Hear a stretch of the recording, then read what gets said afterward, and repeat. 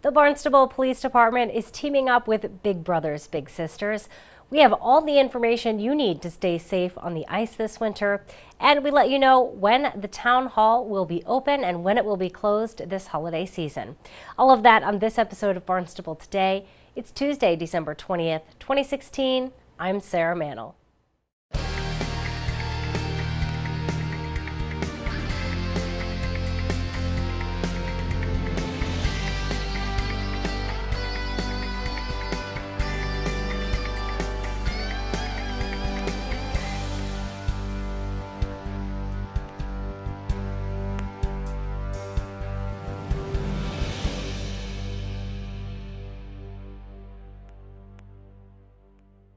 The Barnstable Police Department is teaming up with Big Brothers Big Sisters to help mentor at-risk youth.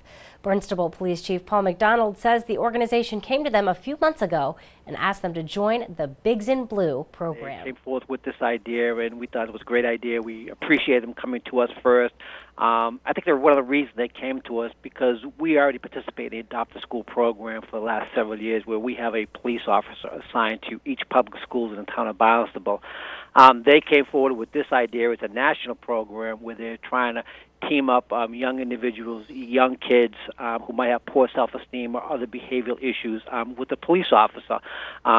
So we started it. We kicked it off. We have one police officer, Evan Hausman, who's already been doing it for several months, and we have 4 other officers who are going to start participating next month in January when they get their new partner. McDonald says the program will give kids a positive experience with the police department. Well, it's cold outside, and that means many people will head out onto the ice. Before you go, we have some important safety tips from Centerville, Osterville, Marston's Mills Fire Chief Michael Wynn. You're watching Barnstable This Morning. Joining me now is Chief Michael Wynn, of course, of the COM Fire Department, Centerville, Osterville, Marston's Mills Fire Department. Thank you so much for joining us today to talk about this really important topic. We're coming up on winter time, very cold outside. But we want to talk about ice safety before people hop out on the ice. There's a couple of things people love to do on the ice, skating, sure, as well as ice fishing. So let's talk, what do we need to know about ice safety? Sure, good morning, thanks for having me.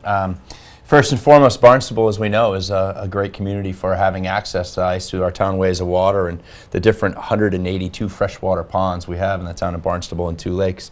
The things that we like to think about from the fire service world regarding ice and life safety is, first and foremost, there really is no safe ice. There's no guarantee that there's ever safe ice for a variety of reasons, including the temperature, which is we'll come back to talk to, but also because of current underground objects, that kind of stuff, which can cause the ice to be varying in thickness and then varying in its safety. For us right now, we have not had the cold enough weather to make ice that's safe for folks to recreate on, whatever recreation path you choose. Well, let's talk about that for a minute, yeah, because before we began our interview, we were discussing the temperatures have been very varied lately. So one day you'll have temps creeping up to the 50s, another day you'll have temps in the teens. That is not going to freeze water. In fact, Sarah, it's not, and it's going to make the most unsafe ice we have. When we have periods of temperature change, the ice becomes very unstable because of the thawing and then the freezing, and so it makes it very, very unsafe and unpredictable for how much weight it can hold. The safe ice is when we have a long period, a week or 2 weeks of cold weather, and the ice is almost clear. You can almost see through it like a glass, and even then we're very cautious about what ice we go on. Right, because we need the cold weather. As you started out in the beginning, no ice is safe ice. Yeah. And there's really no way, it's not like there's a test that you can run to test ice. There's just, you just have to know it's not necessarily the safest thing. That's right. We say that no ice is safe, and we try to push that upon folks so that they recognize the dangers. We have about 4,000 drownings a year annually with folks falling through the ice, and so it's a very... Now, where is that? 4,000? Nationwide. Okay. Yeah, nationwide, folks falling through the ice, drowning. And so those numbers are pretty consistent, unfortunately. And again, it's the unpredictable nature of ice. And then people will add a vehicle or a snow machine or some type of effort to rescue a pet or something else that goes out onto the ice, and then they become victims themselves. Well, let's talk about that. What happens if you yourself are a witness to someone falling in the ice? Your first instinct is going to be, I need to go help out. I need to, crawl on the ice, reach out for them. Sure. But that's not what you recommend to do at all. No, the best thing we can recommend right now is if you see someone fall through the ice is immediately call 911 and then maintain your bearing on where you saw that person fall through the ice last. And hopefully that individual will surface and be able to try to get a self-rescue effort underway. And with the right resources responding, we'll be able to hopefully help them out of the ice. If you have to go and help someone, we use an acronym of reach, throw, and go, or row. And the reach is try and use a ladder or a long limb or something along those lines to reach out to the person. Or the throw is either a rope or a personal flotation device to get to them in the water. And then last case scenario is if you have to go, try and use a boat or some type of stable platform for you to operate on to go get them. The statistics show that most rescuers go out themselves, get in jeopardy when they try to help someone out of the ice.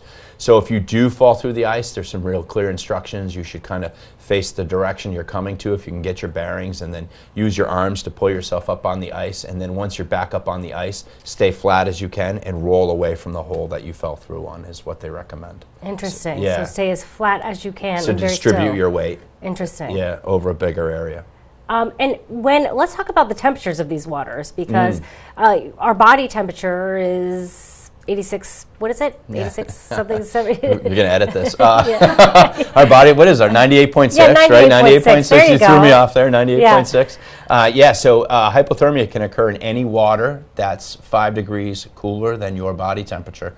And the water has the ability to drain away temperature 20 to 30% faster than normal air. So when you become wet and it's cold water, you have a very, very high likelihood of hypothermia.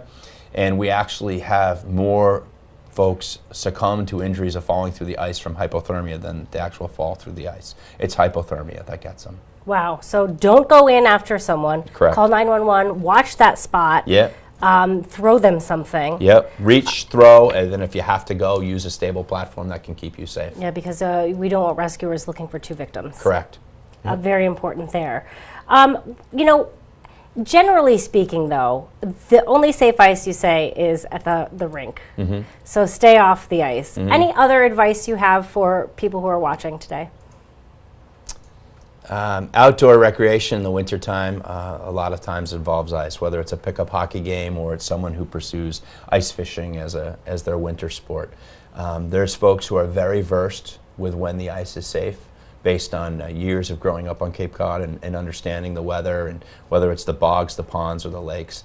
If you have to go on the ice or you feel compelled to go on the ice, check with one of those folks who are the experts in the neighborhood and know how the pond freezes and where the safe places are to go.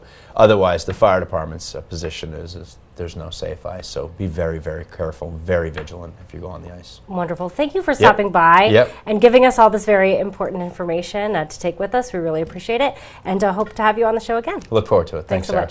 much. My guest this morning, of course, Chief Wynn of the Centerville, Osterville, Marston's Mills Fire Department. Town Hall will close early this Friday, December 20th, for Christmas Eve. All town buildings will be closed at noon on Friday. Town offices will also be closed Monday, December 26th, in observance of Christmas Day. We'll be sure to tune in to our hour-long news program, Barnstable This Morning, weekdays at 8 a.m. On tomorrow's show, we'll get the latest unemployment numbers during our Business Barnstable segment. We'll chat with Town Manager Mark Ells, plus we'll have all the news and information you need. For Barnstable Today, I'm Sarah Mannel.